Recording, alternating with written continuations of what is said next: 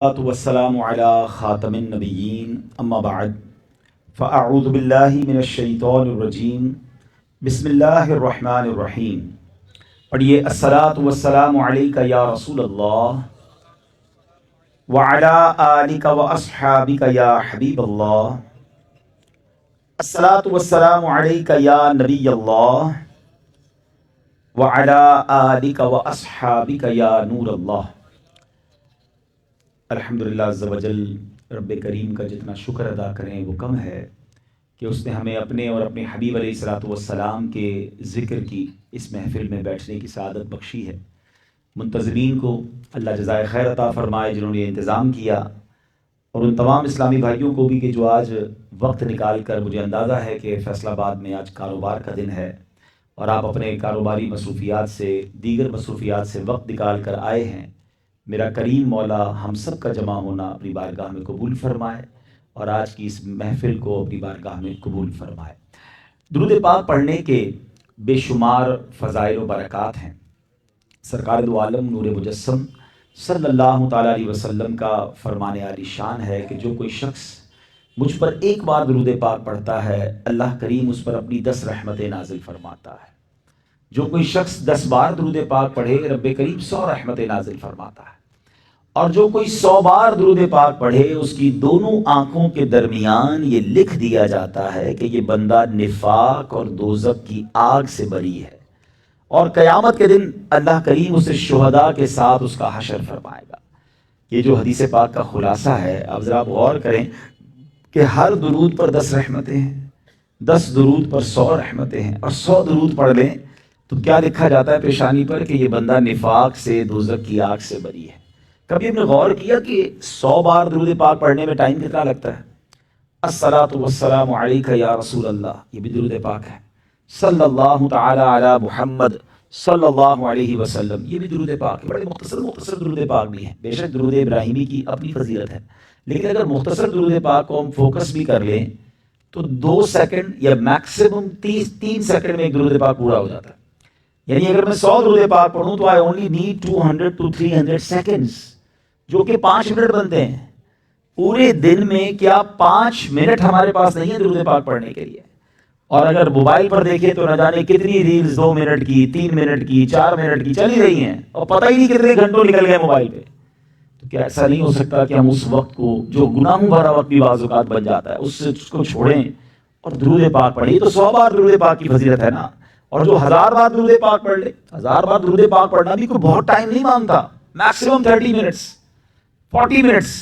مگر سبحان اللہ، اللہ کے حبیب علیہ السلام فرماتے ہیں، جس کا مضمون ہے جو دن بھر میں 1000 مرتبہ درود پاک پڑھ لے وہ مرے گا نہیں جب تک جنت میں اپنا مکان نہ دیکھ لے۔ ہمیں تو پتہ ہی نہیں ہم جنت میں جائیں گے کہ نہیں، دعا کرتے، امید بھی بڑی ہے انشاءاللہ، لیکن مرنے سے پہلے اگر جنت کا مقام ہی دکھا دیا جائے اس سے بڑا انعام کیا ہے؟ تو آج کل ہم بہت سارا ٹائم فضول باتوں میں، درود پاک، موبائل فون پر، دیگر دوستوں کی گپ شپ میں گزارتے ہیں۔ تو اپنی زبان پر ذکر و درود جاری رکھیے، اور یہ بہت آسان نیکی ہے۔ یعنی یقین کریں، دنیا میں بہت کچھ کرنے کے لیے بہت کچھ محنت کرنی پڑتی ہے، مگر جتنی آسان یہ نیکی ہے نا، ذکر اور درود، ذرا مل کر کہیے سبحان اللہ، بلند آواز سے کہیے نا، سبحان اللہ، الحمدللہ، اللہ اکبر، لا الہ الا اللہ۔ 4 کلمات آپ نے ادا کیے، ٹھیک ہے؟ کتنی دیر لگی؟ مشکل سے 15 سے 20 سیکنڈ۔ ان 20 سیکنڈ میں آپ کو اندازہ ہے آپ نے کیا کیا کما لیا ہے۔ یہاں بڑے بڑے بزنس مین بیٹھے ہوں گے جو ماشاءاللہ روزانہ بہت بڑی اماؤنٹ کما لیتے ہوں گے، مگر آپ اپنے پورے دن کی ارننگ کو کبھی 20 سیکنڈ پر لے کر آئیے تو شاید وہ چند روپے بن جائے گی، ٹھیک ہے نا؟ 20 سیکنڈ میں کیا ہوتا ہے؟ اچھا، کھڑے بھی نہیں ہوئے آپ نے پسینہ بھی نہیں بہایا، آپ کی کیلوریز بھی برن نہیں ہوئی، بیٹھے بیٹھے میرے نبی علیہ السلام کے سچے وعدے ہیں، جو ایک بار سبحان اللہ کہے جنت میں درخت لگا دیا جاتا ہے، ایک بار الحمدللہ کہے اس کے لیے جنت میں درخت، ایک بار اللہ اکبر کہے جنت میں درخت، ایک بار لا الہ الا اللہ کہے جنت میں درخت۔ اور کلمہ پاک تو ویسے بھی پڑھتے رہنا چاہیے۔ ماشاءاللہ یہ پورا ہال فل ہے۔ اگر میں سوال کروں کہ کون کون چاہتا ہے کہ مرتے وقت میری زبان پر کلمہ طیبہ ہو؟ سارے چاہتے ہیں، ہر مسلمان چاہتا ہے، کیونکہ حدیث پاک ہے نا کہ جس کا آخری کلام لا الہ الا اللہ ہوگا وہ جنت میں داخل ہو جائے گا۔ ہم سب دعا بھی کرتے ہیں اللہ مرتے وقت کلمہ نصیب کیجیے، مگر میں آپ کے دل کے دروازے پر دستک دینے جا رہا ہوں. یہ بتائیے کہ صبح سے لے کر ابھی تک کتنی بار کلمہ پڑھا ہے؟ پچھلے پورے ہفتے میں کتنی بار کلمہ پڑھا ہے؟ اچھا پچھلے پورے مہینے میں بتا دیجیے کتنی بار پڑھا ہے. اپنے آپ بتائیے، مجھے نہ بتائیے. کمال نہیں ہے؟ مرتے وقت سب کو کلمہ چاہیے، زندگی میں پڑھنے کے لیے تیار نہیں ہے. حالانکہ علماء فرماتے ہیں جس کی زبان کلمے کی عادی ہوگی، آپ کو پتہ ہے جب سکرات کا وقت ہوگا نا، آخری سانسیں جب ہوتی ہیں زبان بھاری ہو جاتی ہے.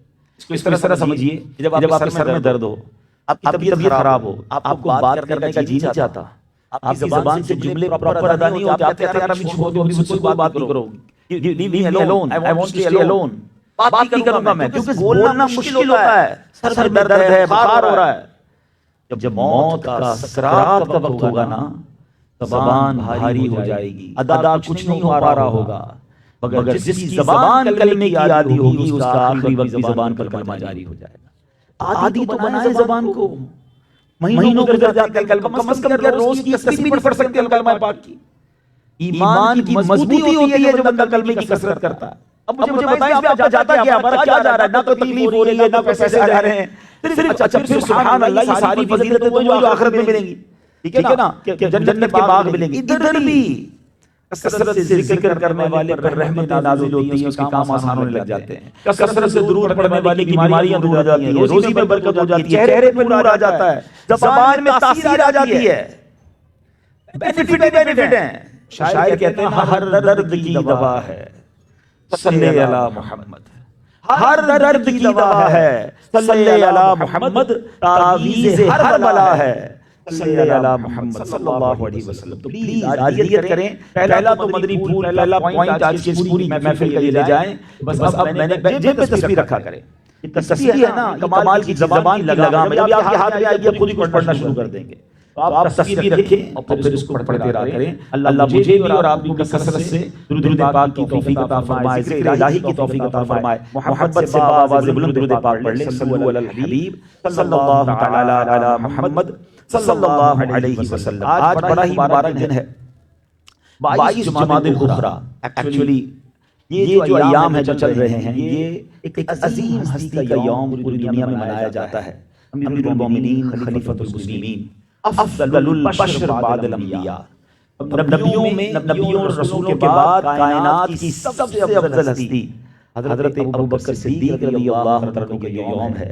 اور اتنی کمال کی ہستی ہیں، اتنی ملٹی ڈائمینشنل پرسنالٹی ہیں کہ زندگی کی ہر طبقے کے بندے کو، ہر مسلمان کو ان سے گائیڈ لائن ملتی ہے. ان کی باتیں تو اتنی ہیں کہ میں بیان کرتا جاؤں تو کئی گھنٹے بھی گزر جائیں، ان کی باتیں ختم نہ ہوں. مگر مختصر چند باتیں ان کے بارے میں عرض کروں گا، اور اس نیت سے عرض کروں گا کہ جہاں اللہ والوں کا ذکر ہوتا ہے وہاں اللہ کی رحمتوں کا نزول ہوتا ہے. اللہ ان کے ذکر خیر کی برکت سے ہم پر اپنی رحمتوں کا نزول فرمائے. یاد رہے آپ پہلے صحابی ہیں، بالغ مردوں میں سب سے پہلے مسلمان ہونے والے ہیں.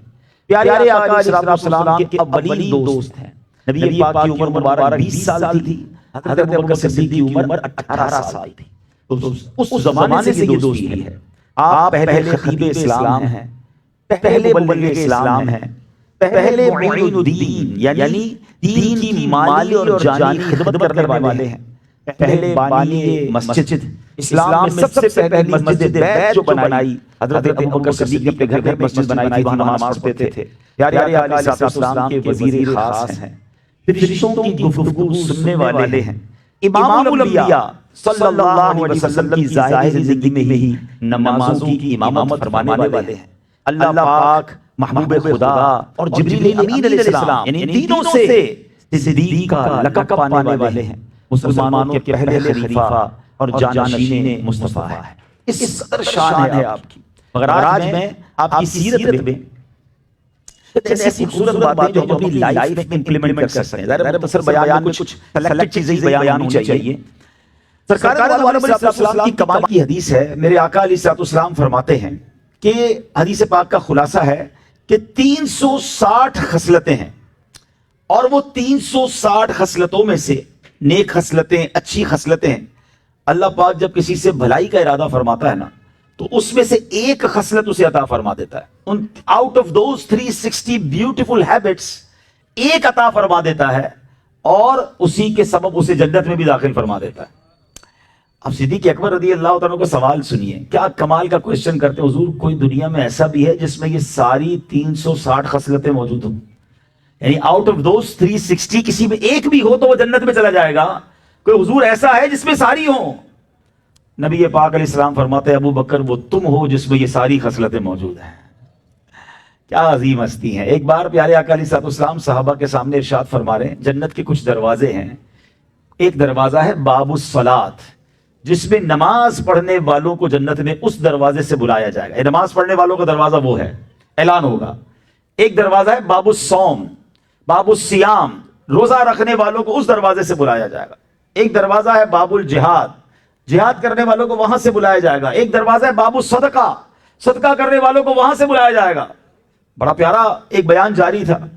حضرت صدیق اکبر رضی اللہ تعالیٰ نے امیزنگ کوشچن کیا. کہتے ہیں حضور کوئی ایسا بھی ہے جس کو جنت کے سارے دروازوں سے بلایا جائے گا؟ حضور کوئی ایسا بھی ہے؟ ہائے ہائے. میرے آقا فرماتے ابو بکر وہ تم ہو جسے جنت کے تمام دروازوں سے بلایا جائے گا. نبی پاک اور ان کا جو پیار تھا نا، اور جس طرح انہوں نے نبی پاک کے لیے سب کچھ قربان کیا، ایک عظیم جملہ ہی کافی ہے کہ پیارے آقا فرماتے جس کا مضمون ہے دنیا میں جن لوگوں نے مجھ پر احسان کیا سب کے احسانوں کا بدلہ میں نے دنیا میں لوٹا دیا ہے.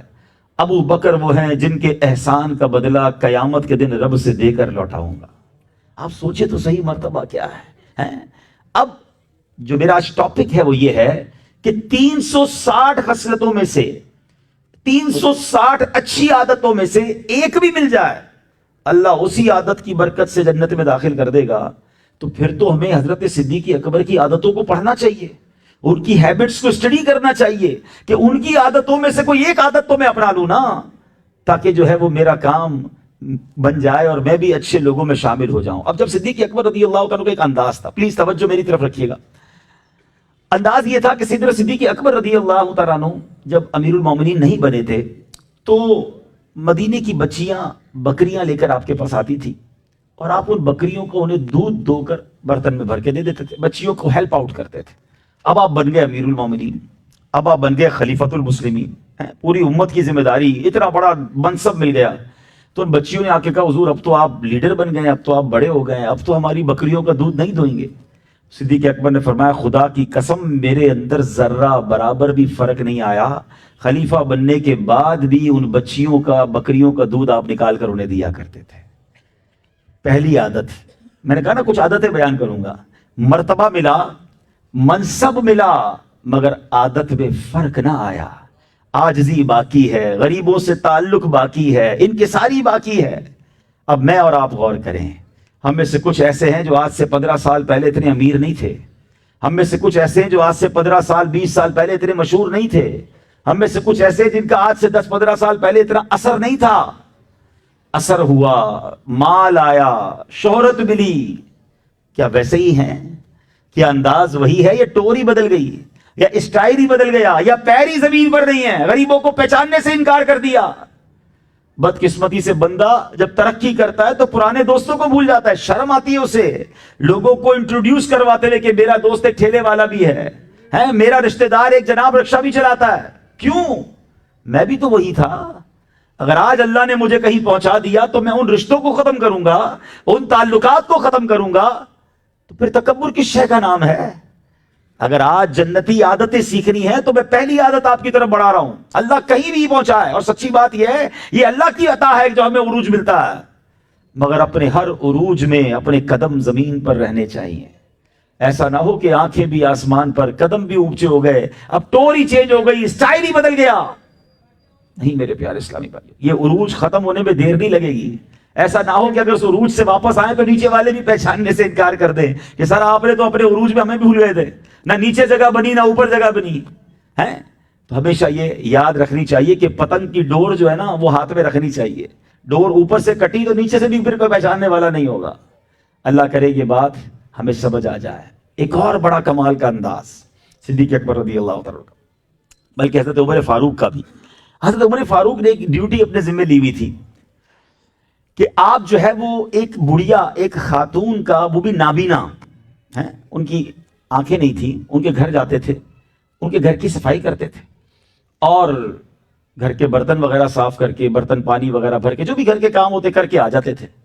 اب آپ غور کریں کہ نیکی کون سی ہے کہ جس کے ساتھ نیکی ہو رہی ہے اس کو پتہ بھی نہیں ہے، وہ نابینا ہے، اس کو کیا پتا حضرت عمر آ رہے ہیں۔ حضرت عمر جاتے گھر کے کام کر کے واپس آ جاتے۔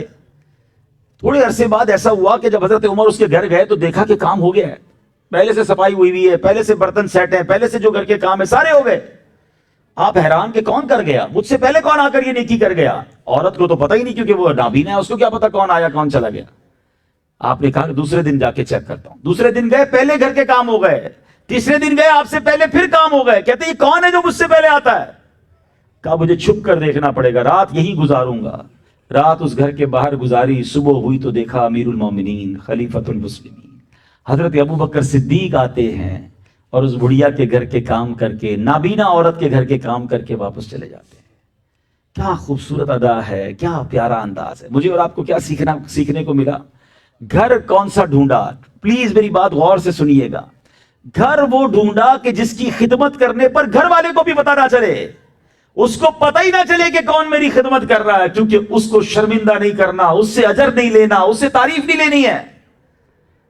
اللہ اکبر۔ آج ہم اگر کسی کی مدد کریں تو زندگی بھر یاد دلاتے ہیں، یاد ہے کہ نہیں میں نے نوکری دلائی تھی، بھول تو نہیں گیا میں نے قرضہ دیا تھا، نوکری چپل پہن کر آیا تھا میرے پاس، آج گاڑی والا ہو گیا، کس نے کیا یہاں تک؟ کیا یہ کام کریں گے ہم؟ آپ کو پتا ہے ہمارے کچھ بزرگان دین ایسے تھے کہ جو غریبوں کی مدد کرتے تھے ان کو پتہ نہیں چلنے دیتے تھے۔ وہ کیا کرتے، ان کے دروازے پر جا کر ہر مہینے راشن یا جو بھی پیسے رکھ کے آ جاتے، ہر مہینے ان کو اپنے دروازے پر چیزیں مل جاتی، یہ نہیں پتہ چلتا کون دے کر گیا ہے، یہ معلوم نہیں ہوتا تھا۔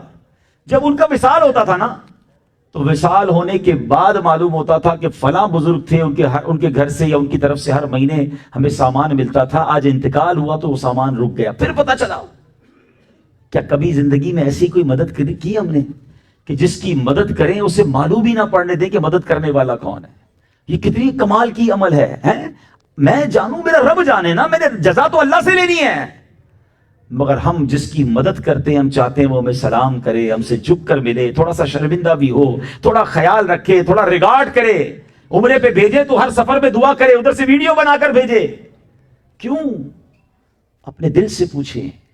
اور یہاں تو بعض اوقات اترانے کی، جتانے کی، تکلیف کی کیفیت ہوتی ہے، اتنا ذلیل کرتے ہیں، بار بار یاد دلاتے ہیں، اور خاص طور پہ اگر وہ بیچارہ ملازم ہو، ملازم تو جا بھی کہیں نہیں سکتا تو ہر سال اسے یاد دلایا جاتا ہے، ہاں بھائی بھول تو نہیں گیا، بار بار ذلیل کیا جاتا ہے۔ میں کئی بار یہ واقعہ سنا چکا ہوں، پھر یاد آ گیا۔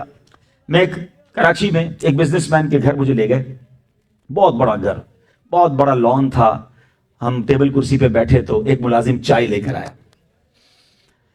ملازم چائے لے کر آیا تو وہ صاحب جن کا گھر تھا وہ مجھے کہتے ہیں یہ میرا ملازم ہے، اتنے سال سے ملازم ہے، اس کی بچی کی شادی میں نے کرائی ہے، اس کا گھر میں نے بنایا ہے، اس کے ساتھ میں نے یہ کیا ہے۔ میں سوچتا رہا مجھے کیوں بتا رہے ہیں، اور یقین کریں میرا دل کرچی کرچی ہو گیا کہ اس وقت اس ملازم پر کیا گزر رہی ہوگی، اور آج انہوں نے میرے سامنے بات کی ہے، نہ جانے کتنے لوگوں کے سامنے یہ بات کرتے ہوں گے۔ وہ گھر جا کے کتنا روتا ہوگا کہ مولا میں غریب نہ ہوتا تو میرا یہ سیٹھ مجھے ہر جگہ ذلیل نہ کرتا۔ یہی تو قرآن سمجھاتا ہے، قرآن فرماتا یا ایھا الذین آمنوا لا تبطلوا صدقاتکم بالمن والاذی، اے ایمان والو اپنے صدقے باطل نہ کرو تکلیف پہنچا کر، احسان جتا کر۔ ہم تکلیف پہنچاتے ہیں، پیسے تو گئے ہمارے، وہ تو ڈیلیٹ ہو گئے، قرآن کہتا ہے ضائع ہو گئے، اب آپ نے جو تکلیف پہنچائی نا اس کا گناہ بھی مل رہا ہے۔ ہماری بزرگان دین کا انداز پتہ ہے کیسا تھا؟ حضرت عائشہ صدیقہ، حضرت ام سلمہ رضی اللہ تعالیٰ ام المومنین ہے نا، یہ اپنے غلام کو جب کوئی رقم دیتی نا کہ جا کے کسی غریب کو دے آؤ تو ساتھ معلوم ہے کیا کہتی تھی؟ کہتی جا کر ہے نا اس سے کوئی دعا مت کروانا، اس کو بتانا نہیں کس نے دیا ہے، اور اگر وہ دعا کر دے نا تو وہ دعا نوٹ کر کے لانا۔ اب وہ خادم جاتا اور کسی غریب کو دیتا تو وہ غریب کہتا یا اللہ جس نے دی اس کی خیر، جس نے دیا اس کو عروج دے، جو بھی دعائیں کرتا، وہ خادم نوٹ کر کے آ کر کہتے حضور صدقہ دے کر آیا ہوں، اس نے یہ دعائیں دی ہیں۔ بی بی عائشہ ہاتھ اٹھاتی، ایگزیکٹلی وہی دعائیں اس غریب کے لیے کرتی اور کہتی دعا کا بدلہ دعا ہو گیا، صدقے کا بدلہ اللہ سے لینا ہے۔ کیا مائنڈ سیٹ تھا! اور ہمارا ذہن کیا ہے؟ کسی رشتہ دار کی مدد کروں تو اس سے مجھے کچھ ملنا چاہیے، اس سے مجھے کوئی عزت ملنی چاہیے، میرے ملازم کھڑے ہو کے سلام کریں۔ اچھا کسی کا گھر بنا دیا ہو، سوچئے، دیکھیں ہمارے میں دل کے چور پکڑنے کی کوشش کر رہا ہوں، ہم نے کسی کا گھر بنایا، اس نے گھر پہ دعوت پہ نہ بلایا، ارے کمال ہے، میں نے تجھے گھر بنا کے دیا، چائے پہ بھی نہیں بلایا. اس کا مطلب اس گھر کی گھر بنانے پر اب دعوت چاہیے نا، آپ کو صلہ چاہیے. کاش میری بات یہ آپ پک کر لیں. میں نے کہا تھا آج میں جنتی عادتیں بیان کروں گا کہ ایک کم از کم ایک، چلے ایک کر لیں، ایک سے شروع کرتے، میں بھی کروں آپ بھی کریں. کسی ایک کی ایسی مدد کریں، اور خاص طور پر ہو سکے تو کسی سید فیملی کی مدد کریں. واہ واہ واہ، آل رسول کی خدمت ہو گئی، سرکار راضی ہو گئے، ویسے ہی بیڑا پار ہو جانا ہے کہ اس سید فیملی کو پتہ نہ چلے میری مدد کرنے والا کون ہے. ہاں، اس کی کفالت لے لیں، ان کے گھر کا کوئی مسئلہ حل کر دیں. سبحان اللہ. اور یہ آل رسول کی خدمت تو نصیب والوں کا حصہ ہے. ہمارے پیر و مرشد امیر اہل سنت کیا پیاری تربیت فرماتے ہیں، کہتے ہیں اپنی روزی کا تھوڑا سا حصہ الگ کر لو، نفع کا کوئی حصہ الگ کرو اور وہ سیدوں کی خدمت پہ لگاؤ، کیونکہ آل رسول کو زکوٰۃ نہیں لگتی. اچھا زکوٰۃ کیوں نہیں لگتی؟ کہ وہ مال کا میل ہے. کیا اپنے مال کا میل ہم آل رسول کو دیں گے، سرکار کے بچوں کو دیں گے صلی اللہ تعالیٰ علیہ وسلم؟ نہیں. اچھا لوگ کہتے ہیں ہم تو زکوٰۃ ہی نکالتے ہیں، نفلی تو ہے ہی نہیں، تو پھر سید صاحبان کہاں جائیں، غریب کہاں جائیں؟ نہیں، پاک صاف مال خدمت کے طور پر پیش کرے، وہ قبول کر لے تو ہمارے پر احسان ہوگا. آپ کو معلوم ہے یہ نیکی کتنی بڑی اور کہاں لے جائے گی آپ کو؟ مثال دیتا ہوں، آپ کا کوئی دوست آپ کے گھر آئے اور جب آئے آپ کے بچوں کے لیے گفٹ لے کر آئے، جب آئے آپ کے بچوں کی خیال رکھے، آپ کے بچوں سے پیار کرے، وہ آپ کو کتنا اچھا لگتا ہے. یار جب آتا ہے میرے بچوں کا خیال رکھتا ہے، جب آتا ہے میرے بچوں کی خیر پوچھتا ہے. جب ہم نبی پاک کی اولاد کی خیال رکھیں گے، ان کی خدمت کریں گے، تو بتاؤ نا مدینے والے آقا علیہ السلام کیسے راضی ہو جائیں گے. یہ بڑی کمال کی سعادت ہے. تیری نسل پاک میں ہے بچہ بچہ نور کا، آقا تو ہے عین نور، تیرا سب گھرانہ نور کا. تو زندگی میں ایک ہی سسٹم بنا لیں اپنا کہ میں نے کم از کم کسی ایک فیملی کی ایسی، پھر آہستہ آہستہ بڑھائیں اس کو کہ ایسی مدد کرنی ہے جو اس کو معلوم نہ چلے. بس میں رب سے اس کا، اچھا اس کو معلوم نہ چلے، زمانے کو مت بتانے لگ جانا. ہاں یہ الگ شیطان کا بار ہے کہ کسی دو فیملی کی مدد کی، پھر سارے دوستوں میں بیٹھ کے بتا رہے ہیں یار میں نے دو ایسی فیملی رکھی ہوئی ہیں جو میں اس کو بتاتا ہوں، اس کو پتا نہیں ہے. اس کو نہیں پتا، باقیوں کو تو بتا دیا نا. ہاں یہ یاد رکھیے، اخلاص کی تعریف یہ ہے کہ جس طرح بندہ اپنے گناہوں کو چھپاتا ہے نا، اس طرح اپنی نیکیوں کو چھپائے. ایک سوال ہے ویسے ہم سب سے، ایسی کتنی نیکیاں ہیں آپ کے پاس اور ایسی کتنی نیکیاں ہیں میرے پاس؟ سب اپنے بارے میں غور کریں، جو صرف میں جانوں اور میرا رب جانے. ہم نے بہت نیکیاں کر کے بہت سارے لوگوں کو بتایا. ہم نے تو جو اکیلے میں نیکیاں کی نا وہ بھی بتا دیا. تہجد تو اکیلے میں پڑھا تھا نا، وہ بھی بتایا. روزے تو جب تک نہ بتائیں پتہ نہیں چلتا، نفلی روزے بھی لوگوں کو بتا رہے ہوتے ہیں. اور اب تو یہ ایک بڑی عجیب وبا آ گئی ہے کہ پہلے کہتے تھے نیکی کر دریا میں ڈال، آج نیکی کر سوشل میڈیا پہ ڈال. تو ایسا نہ کریں. کچھ نیکیاں تو ایسی کر لیں جو میں جانوں اور میرا رب جانے. نو بڑی نو، انشاءاللہ اس کی آپ برکتیں دیکھیں گے. ایک اور کمال کی عادت یہ تھی، آپ کو یاد ہونا چاہیے کہ اسلام کے احکام سے پہلے شراب جائز تھی، شراب پیتے تھے لوگ. مگر حضرت ابوبکر صدیق رضی اللہ تعالیٰ عنہ فرماتے ہیں کہ میں اس وقت بھی شراب نہیں پیتا تھا حالانکہ شراب جائز تھی، کیونکہ شراب پینے والے کی عزت اور غیرت دونوں برباد ہو جاتی ہے، اس لیے میں شراب کو ہاتھ بھی نہیں لگاتا تھا. اب یہ غور کیجیے، سلیم الفطرت لوگ جو ہوتے ہیں ان کی طبیعت ہی غلط کام کی طرف نہیں جاتی ہے. مگر اس زمانے میں جب شراب حرام ہوئی نا، کئی لوگوں کے ہاتھ میں جام تھے، برتن تھے، جیسے ہی حکم آیا سارے برتن توڑ دیے، ساری شراب مکے کی گلیوں میں بہا دی. وہ تو پینے والے تھے، ان کے لیے چھوڑنا مشکل تھا، مگر ودن اے سیکنڈ چھوڑ دی بڑی تعداد میں صحابہ کرام نے. مگر آج مسلمانوں کو معلوم ہے کہ شراب حرام ہے، مگر محفلوں میں آج سنا ہے کہ شراب کولڈ ڈرنک کی طرح پی جا رہی ہے، طرح طرح کے نشے آ گئے ہیں. یاد رکھیے شراب حرام، جہنم میں لے جانے والا کام، بلکہ اس کو برائیوں کی ماں حدیثوں میں قرار دیا گیا.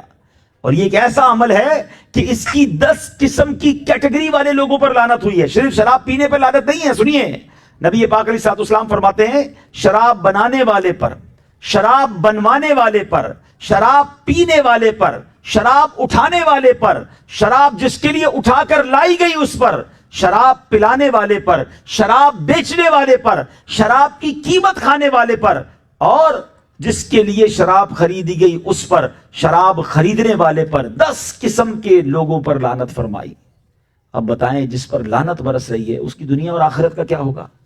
جو نشہ کرتے ہیں، جو شراب پیتے ہیں، خدا کے واسطے کبھی سوچیں بلکہ یہ تمام گناہ کرنے والوں کے لیے یہ والا جو میں جملہ کہنے جا رہا ہوں کہ روایتوں میں آتا ہے بندہ جس حال میں مرتا ہے اسی حال میں اٹھایا جائے گا. ہاں یاد رکھیے گا, جس کیفیت میں, جبھی تو ہم کہتے ہیں اللہ کلمے والی موت دیجیو, سجدے والی دیجیو, مسجد والی دیجیو, روضہ رسول والی دیجیو. کیوں کہتے ہیں کہ جس حال میں مرے گا اسی حال میں اٹھایا جائے گا. وہ نعت کا شعر ہے نا, میں سو جاؤں یا مصطفیٰ کہتے کہتے, کھلے آنکھ صلی اللہ کہتے کہتے. تو اب جو شراب پی رہا ہے, نشے میں ہے, کئی لوگ ہیں جن کو روز شراب چاہیے رات کو, غور کریں کہ اگر آپ نشے میں مرتے ہیں موت تو آ سکتی ہے نا, تو اللہ کی بارگاہ میں کیا شراب کی حالت میں اٹھیں گے؟ بدکاری کرنے والا سوچے کہ بدکاری کرتے کرتے مر گیا ہے, ظلم کرنے والا سوچے اگر ظلم کرتے کرتے مر گیا تو کس حال میں اٹھوں گا. مبارک اس کو جو 5 وقت کا نمازی ہے, مبارک اس کو جو روزانہ تلاوت کرتے ہیں, مبارک اس کو جو درود پاک پڑھتے ہیں, مبارک ان کو جو والدین کی خدمت کرتے ہیں, جو اچھے کام میں دن گزار رہے ہیں. ارے پھر تو کسی حالت میں بھی موت آ گئی انشاءاللہ کوئی اچھا ہی کام ہو رہا ہوگا نا, یا نماز کے لیے جا رہے ہوں گے, یا نماز سے آ رہے ہوں گے, یا وضو کر رہے ہوں گے, یا ذکر کر رہے ہوں گے, یا لوگوں سے اچھی بات کر رہے ہوں گے, ماں باپ کی خدمت کر رہے ہوں گے. دن میں اگر بہت سارے نیک کام جاری ہیں تو پھر کسی اچھے کام بھی موت آنے کا چانس ہے نا. تو کاش یہ بات سمجھ آ جائے. اور خاص طور پہ صدیق اکبر کی یہ عادت بھی کہ جب حلال تھی شراب تب بھی اس کو ہاتھ نہیں لگایا. تو ہم بھی نیت کر لیں کہ کبھی بھی زندگی میں ان بری عادتوں کی طرف, بالخصوص شراب اور نشے والی چیزوں کے قریب بھی نہیں جائیں گے. اچھا یہاں اب ایک بات یہ بڑی عجیب ہے کہ جب نوجوانوں کو کہتے ہیں نا یار یہ شراب مت پیا کرو, جوا نہ کھیلیں, حرام کام نہ کریں, تو کہتے ہیں ہم تو نہیں کرتے, ہمارے دوست کرتے ہیں, ہم صرف بیٹھتے ہیں. یعنی جہاں اللہ کی لعنت برس رہی ہے وہاں بیٹھ رہے ہیں. تھوڑا عرصہ پہلے کووڈ آیا تھا نا, کووڈ نے ہمیں بہت کچھ سکھایا. سوشل ڈسٹنس, ہاتھ بھی نہیں ملا رہے تھے, یار اس کو وائرس ہے تو مجھے نہ ہو جائے, یہ سمجھ آ رہا ہے آپ کو؟ اس پر اللہ کی لعنت برس رہی ہے, میں اس کے ساتھ بیٹھا ہوں مجھے کچھ نہیں ہوگا. جہاں جہنم کی آگ جل رہی ہے وہاں بیٹھ کے مجھے کچھ نہیں ہوگا. یہ سمجھیے وہ تمام لوگ جو برے دوستوں کے ساتھ بیٹھ کر اپنے دل کو یہ منا رہے ہوتے ہیں کہ میں نہیں کرتا وہ کرتے, میں صرف کمپنی دیتا ہوں. ارے جہاں رب کی لعنت برس رہی ہے ان کے ساتھ کمپنی دیتے ہو آپ. کسی بلڈنگ میں آگ لگ جائے پہلے فلور پر, کیا اوپر والے فلور والے بیٹھے رہیں گے کہ نیچے آگ لگی نا ہم تو اوپر ہیں؟ ساری بلڈنگ ساری عمارت خالی کروائی جاتی ہے کہ نیچے لگی ہے کل اوپر بھی لگے گی. بالکل ایسے ہی جہاں اللہ کی لعنت برس رہی, جہاں حرام کام ہو رہے ہیں, آپ کو یقیناً اس کا اثر پہنچے گا. میں اس کو بڑا آسان کر دیتا ہوں. ویسے تو جملہ مشہور ہے کہ خربوزے کو دیکھ کر خربوزہ رنگ پکڑتا ہے, اچھے کی صحبت تجھے اچھا بنائے گی, برے کی صحبت تجھے برا بنائے گی. یہ محاورے تو ہیں, مگر میں آج ریئلسٹک لائف میں آپ کو کچھ پروف کر دیتا ہوں. کبھی بھی زندگی میں کسی چور, کسی ڈاکو, کسی ہرونچی, کسی شرابی ہیں جو یہ غلط کام کرنے والے لوگ ہیں, کسی سے بھی ملاقات ہو جائے, آپ اس سے سوال کریں کہ یہ عادت کہاں سے ملی, یہ تمہیں یہ تمہاری برائی کیسے شروع ہوئی. اچھا سوال تو آپ بعد میں کریں گے, جواب آپ سب کو آج بھی پتا ہے. جواب کیا دے گا وہ؟ کہاں سے ملی؟ دوستوں سے ملی. کوئی نہیں کہے گا آپ کو کہ میری برتھ ڈے تھی اور والد صاحب نے برتھ ڈے گفٹ کے طور پہ مجھے چاقو لا کے دیا تھا کہ بیٹا یہ لے آج سے ڈکیتی شروع کر دے. کوئی نہیں کہے گا کہ جناب میری رپورٹ کارڈ میں نمبر بڑے اچھے آئے تھے اور ماں جی نے چرس کا سگریٹ لا کے دیا تھا کہ بیٹا یہ شروع کر دے. نہیں دوست, ہر برے کام کو لوگوں نے اگر اپنایا ہے تو برے دوستوں سے اپنے. جب فارمولا آپ کے سامنے پھر بھی برے دوست کے ساتھ بیٹھتے ہیں, پھر بھی غلط لوگوں کے ساتھ بیٹھتے ہیں. نہیں, دوست وہ ہوتا ہے جس کو دیکھ کر خدا یاد آ جائے. میں روایتیں سنا رہا ہوں. دوست کے دین پر ہوتا ہے کوئی دوست میرا اور آپ کا ایسا جس کو دیکھوں تو خدا یاد آ جائے, جس کو دیکھوں تو میری آنکھیں عشق رسول میں نم ہو جائیں. ہمارے دوست تو ایسے بنائے جس کو دیکھ کر سنیما یاد آتا ہے, فراڈ یاد آتا ہے, کوئی غلط چیز ہی یاد آتی ہے. نہ کریں ایسا. دوستی دیکھے نا میرے آقا اور صدیق اکبر کی کیسی ہے. خلیل بنایا تو کس کو بنایا, پسند کیا تو کس کو کیا. اور دوستی کیسی ہے کہ آج مزار میں بھی ساتھ ہیں, غار میں بھی ساتھ تھے. صدیق اکبر رضی اللہ تعالیٰ عنہ کی اب آخری بات کرتا ہوں. باتیں تو میں کہنا کہ اتنی ہیں, مجھے غار ثور بھی یاد آ رہا ہے, مجھے صدیق اکبر کا غزوہ تبوک بھی یاد آ رہا ہے, اس کی قربانیاں بھی یاد آ رہی ہیں, سبحان اللہ ہجرت مدینہ کا خوبصورت سفر بھی یاد آ رہا ہے, مگر وقت تھوڑا ہے. صدیق اکبر رضی اللہ تعالیٰ عنہ کی 3 خواہشوں پر بات کرنا چاہتا ہوں. کیا خوبصورت بات کی انہوں نے. مثال کے طور پہ اگر آج میں آپ کو کہوں کہ بتائیے آپ کی زندگی کی سب سے بڑی 2-3 خواہشیں, ذرا نوٹ کیجئے. ہر بندہ اگر اپنی زندگی کی 3 ٹاپ ڈیزائرز, 3 بڑی خواہشوں کو غور کرے تو اس کے دماغ میں ایک لسٹ بننا شروع ہو جائے گی. یار گھر چھوٹا ہے, فلاں کالونی میں بڑا گھر مل جائے, گاڑی چھوٹی سی ہے، وہ V8 ہو جائے تو کیا بات ہے، بڑی لینڈ کروزر ہو جائے تو کیا بات ہے، دیکھا کچھ نہیں ہے دنیا میں، ذرا چند ملکوں کا ٹور ہو جائے، کوئی نہ، ہر بندے کی الگ خواہش، کسی کو گاڑی کا شوق، کسی کو زیور کا شوق، کسی کو پراپرٹی کا، اپنی اپنی خواہش ہوں گی۔ خلیفہ اول کو پوچھا گیا کہ آپ کی 3 خواہشیں کیا ہیں، آپ کی 3 ٹاپ ڈیزائرز کیا ہیں؟ میں پہلے عربی میں پڑھوں گا، یقین کریں یہ اتنے پسند ہے مجھے الفاظ، یہ موتیوں کی طرح ہیں۔ آپ کہتے ہیں میری 3 تمنائیں ہیں، النظر الیک وانفاق مال علیک والجلوس بین یدیک۔ آپ پہلے الفاظ کی خوبصورتی تو سنیں، میں ترجمہ کرتا ہوں، پہلے دوبارہ سنیں۔ النظر الیک وانفاق مال علیک والجلوس بین یدیک، کہتے ہیں میری 3 تمنائیں، النظر الیک، میں اپنے حضور کو دیکھتا رہا، بس دیدار مصطفیٰ کرتا رہا، وانفاق مال علیک، میں اپنا مال میرے آقا پر قربان کرتا رہوں، خرچ کرتا رہوں، والجلوس بین یدیک، بس کہیں اور نہ جاؤں، حضور کے قدموں میں حاضر رہوں۔ ان تینوں خواہشوں کو اگر ایک شعر میں کوئی بیان کرنا چاہے، بلکہ پوری سیدنا ابوبکر صدیق کی لائف کو کوئی ایک شعر میں بیان کرنا ہونا، تو وہ شعر یاد آتا ہے کہ میرے تو آپ ہی سب کچھ ہے رحمت عالم، میرے تو آپ ہی سب کچھ ہے رحمت عالم، میں جی رہا ہوں زمانے میں آپ ہی کے لیے۔ اللہ نے 3 خواہشیں پوری کیسے کی، ذرا یہ دیکھیے گا، النظر الیک، حضور کو دیکھتا رہوں، ساری زندگی تو دیدار کرتے رہے، مگر جو غار ثور میں 3 دن اور 3 راتیں دیدار ہوا ہے نا، وہ کسی اور کو نہیں ہوا، کیونکہ آپ ہی تھے اور پیارے آقا تھے اور کوئی نہیں تھا۔ اور امیجن کریں جب کوئی کسی کے گود میں آرام کرتا ہے تو پھر کتنا کلوز دیدار ہوتا ہے، پلکیں بھی دیکھی ہوں گی، پیارے رخسار بھی دیکھے ہوں گے، آقا کی داڑھی بھی، کس قدر کلوزلی یہ دیدار تھا۔ علماء کہتے ہیں جس وقت صدیق اکبر رضی اللہ تعالیٰ عنہ غار ثور میں میرے آقا کا دیدار کر رہے تھے، کائنات میں کوئی اور بندہ یہ عبادت نہیں کر رہا تھا، اور یہ عبادت ایسی تھی کہ عمر فاروق رضی اللہ تعالیٰ عنہ کہتے تھے اے ابو بکر میری زندگی کی ساری نیکیاں لے لو، مجھے وہ غار ثور والی نیکی دے دو۔ کیا کمال تھا، النظر الیک، حضور کو دیکھنے کی تمنا تھی، اللہ نے کیسی پوری کی۔ وانفاق مال علیک، حضور پر اپنا مال خرچ کرتا رہوں۔ بہت سارے واقعات ہیں، مگر ایک واقعہ بیان نہ کریں تو بات پوری نہیں ہوتی کہ حضرت عمر اور حضرت ابو بکر میں بڑا ہیلدی کمپٹیشن تھا، نیکیوں میں آگے بڑھ رہا تھا۔ حضرت ابو بکر، عمر کہتے ہیں جب دیکھو ابو بکر آگے بڑھ جاتے ہیں، اس بار میں نے آگے بڑھنا ہے، تھوڑے پیسے زیادہ ہیں نا، ویل آف تھے، کہتے ہیں آج بس صدقے میں آگے بڑھنا ہے۔ مسلمانوں کو ضرورت بھی تھی، اپنے گھر کا 50% لے کر نبی پاک کے پاس چلے گئے۔ آقا نے پوچھا عمر کیا لائے ہو؟ کہتے حضور آدھا گھر چھوڑ آیا ہوں، آدھا آپ کی بارگاہ میں لے آیا ہوں۔ 50%، ادھر بہت سارے لوگ، ادھر تو شاید ہوگا نہیں ہوں گے لیکن میرا بیان بعد میں سنیں گے، لائیو ہے، 2.5% دینا مشکل لگتا ہے لوگوں کو، جان جاتی ہے، اوئے ہوئے اتنے سارے ہو گئے، 20 لاکھ روپے زکوٰۃ ہو گئی۔ مولانا صاحب تمہیں 20 لاکھ برے لگ رہے ہیں؟ 8 کروڑ ہیں تو 20 لاکھ بنے ہیں، 8 کروڑ کا تو شکر ادا کرو۔ مجھے ایک بندے نے بڑی کمال کی بات کہی، کہتا ہے حضرت مسئلہ یہ ہزاروں میں زکوٰۃ ہو نا، لاکھوں میں ہو تو ادا ہو جاتی ہے، جب زکوٰۃ کروڑوں میں ہو جائے پھر بڑی بھاری پڑتی ہے۔ ہائے ہائے، یہی تو قارون کا پرابلم تھا نا، قارون کو تو 1000 میں 1 روپے کا کہا گیا تھا، مگر اس کا 1000 میں 1 روپیہ اربوں روپے بن گیا۔ حضرت موسیٰ سے اس نے انکار کیا، لڑائی کی اور زمین میں غرق کر دیا گیا۔